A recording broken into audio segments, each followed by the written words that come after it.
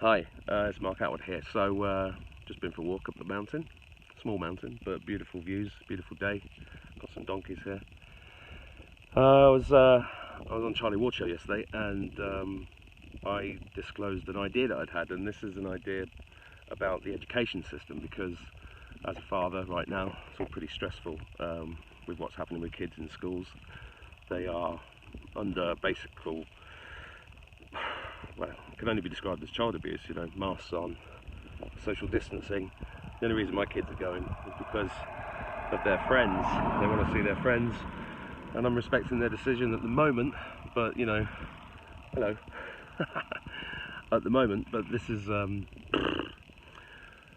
not sustainable. You know, the stories of kids being thrown out of class for disagreeing with political opinions of teachers, kids being thrown out of school because they're not keeping 2 meters apart, or they're disagreeing with the masks, and it's tyrannical, you know. And the teachers themselves, when we get through all of this, they've got a lot to answer for.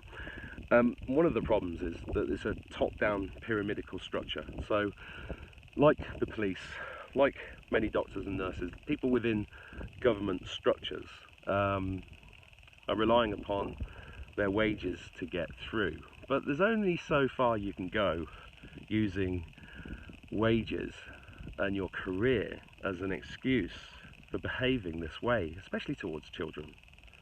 Especially towards children. You know, they've got to start connecting with their hearts and standing up. And there are some teachers that are online and saying, this is ridiculous, I didn't sign up for this. There are doctors saying this is bullshit, and you know, what happens, they get described in the mainstream media as disgraced nurse, or disqualified doctor, or disgraced teacher, because it's going against this narrative. So, you know, my opinion is that this narrative is playing out. My opinion is, and it's just an opinion, but it's based upon intuition, it's based upon information from multiple sources.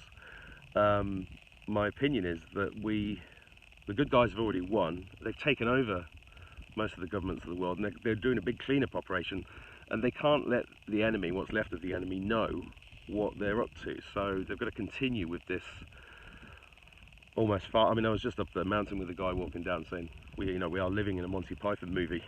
It really is. Like, we are the People's Front of Judea. No, we're not. We're the front of Judea's People's Liberation Front. I mean, it's just farcical, really. So this video is really about a solution, just an idea, because I've been taken by the quantum financial system as an idea. And if you understand the quantum financial system, I mean, it does look like it's coming in. It looks very much like it's coming in. I wouldn't be able to say 100% hand on heart exactly what it means, but from my understanding, it's to do with blockchain, it's to do with quantum, it's to do with, that was the guy I met up on the mountain. It's to do with, it's related to, you see, the word quantum, what does it mean? It's potentiality on a quantum physics level, so that relates to frequency. So in the quantum financial system, as I understand it, and I might be wrong, it means that your every transaction is on the blockchain, which is an irrefutable ledger.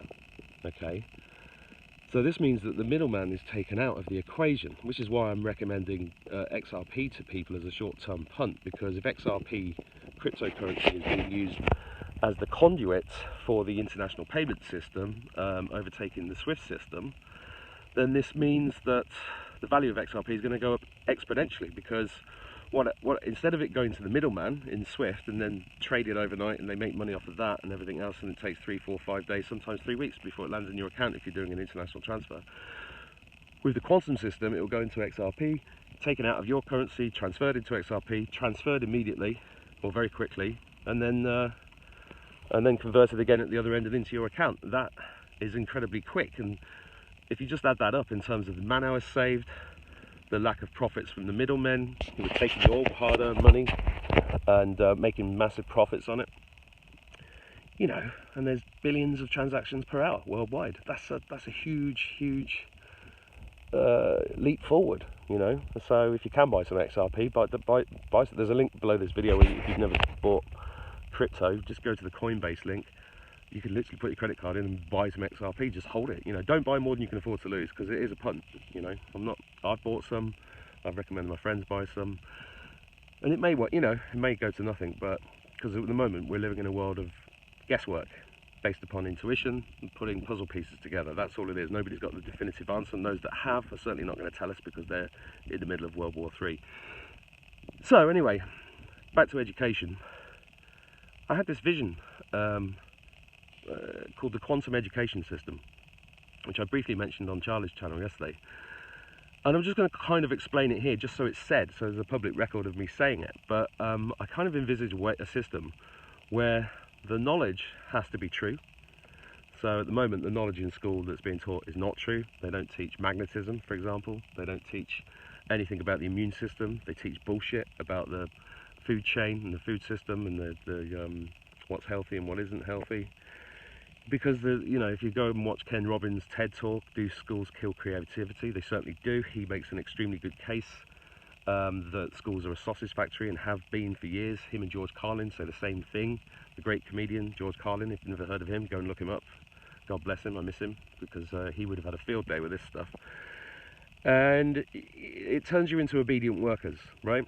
Some people fight against that and become, you know, special art, you know, become an artist or become a writer, or, you know, invent something, because they're not, you know, the system's not quite strong enough. But it is strong enough to get most people to become obedient workers. Most of those become teachers and policemen and people that feel the need for structure, right? Which is all left brain bollocks. But in the right brain world, in the golden age, I see this quantum educational system as one where truth has to be told. Everything that's taught is recorded on the blockchain, so it's irrefutable. Because it's irrefutable, it has to be verified, and if it's crap, you know, it doesn't get rewarded, and it soon disappears. So it's true market forces, global true market forces. It's also based upon your frequency. So if you're vibrating at the frequency of a ballet dancer, then you wouldn't bother going to a maths lesson, because it's a waste of time. You know, you're not gonna thrive in that environment. So I kind of visualize this as a global system, which is where the teachers get rewarded based upon how good they are, and the students go to the teachers where it's natural for them to go. And you know, the mechanics of this I'm being a bit shabby on, because it's just, at the moment, it's just a vision and a term that came to me, so I'm just sharing it. If anybody's got any ideas on how we can make this a reality, then please leave comments below the video. So that's all really today. I just wanted to share ideas on the quantum education system potentiality that I see going forward, because the current system cannot. It's unsustainable. It's unsustainable for the human race. It's unsustainable for my children. It's unsustainable for all of our children. Yes, homeschooling would be part of this quantum educational system, before you ask. And with the technology we've got, and the technology that I believe is coming, I don't really see distance being an object. So that's not really an obstacle to this dream vision happening. So look, I'm out in nature. I recommend everybody gets out in nature during the stress and anxiety of and the weirdness. I mean, the guy coming down the mountain today was wearing quite a laugh, because I didn't shove anything down his throat, but he was basically saying, well, we know everything the government's saying is bollocks, but we still got to wear a mask, haven't we? And it's like, wow, how can you hold those two thoughts in your head at the same time? But that's the problem. That's the spell that's been cast on the human race. Some people are not under the spell. Some people are kind of becoming aware that the spell is there, but they can't. It's that little gap between us. If we could just bridge that gap, we'd all be out of the shit pretty quickly. But I'll stop waffling. I hope you have a beautiful day, and I'll see you soon. Bye.